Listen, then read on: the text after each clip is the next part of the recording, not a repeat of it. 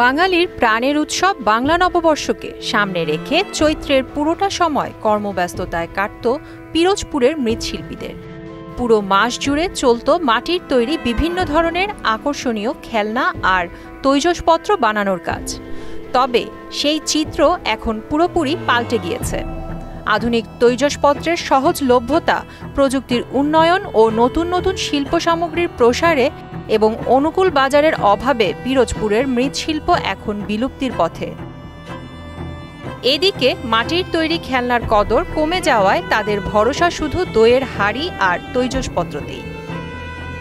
প্রায় ২০০ বছর আগে এ জেলার কাউখালীর সোনাকুড়ে শতাধিক পরিবার মৃৎশিল্পের কাজ শুরু করলেও প্রায় ৩০ বছরে তা ছড়িয়ে পড়ে জেলার সদর, মঠবাড়িয়া ও নাজিরপুরে। প্রায় ৫০ বছরে এর সংখ্যা দাঁড়ায় কয়েক হাজারে। তবে নাজিরপুর ও ভান্ডারিয়ায় এর প্রসার লোপ পেলেও সদরের উপজেলার পালপাড়া, মূলগ্রাম ও রানীপুরে এদের ব্যাপক বিস্তৃতি ঘটে। তবে মৃৎশিল্পের এক সময়ের প্রজ্বলিত মশাল এখন নিবু নিবু অগ্নিশিখায় পরিণত হয়েছে। প্লাস্টিক সামগ্রীর সহজলভ্যতায় মৃৎশিল্প টিকে থাকতে পারছে না। দেশের এ পরিবেশ বান্ধব সামগ্রী টিকিয়ে রাখতে সরকারের সহযোগিতা কামনা করছেন এ পেশায় সংশ্লিষ্টরা। দই পাতিল বানাই, এই সমস্ত আমরা বানাইতাম। এখন প্লাস্টিকের দই চলে, আর আমাকে এতে দই বানাই না।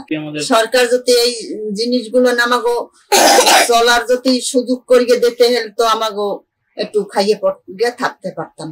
এতে খুব কষ্ট করে কাজ করা লাগে। লাভ হয় কিনা?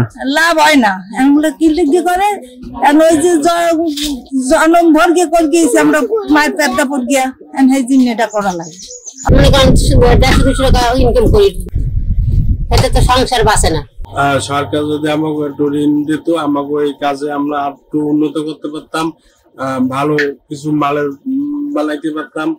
এদিকে ব্যবসায়িক লোকসানে ইতোমধ্যেই শত শত পরিবার এ পেশা ছেড়ে দিয়েছে। অভাব আর ঋণে পড়ে অনেকে ছেড়েছেন দেশও। তবে বর্তমানে এ শিল্প রক্ষায় আসার কথা জানিয়েছেন উপজেলা প্রশাসন।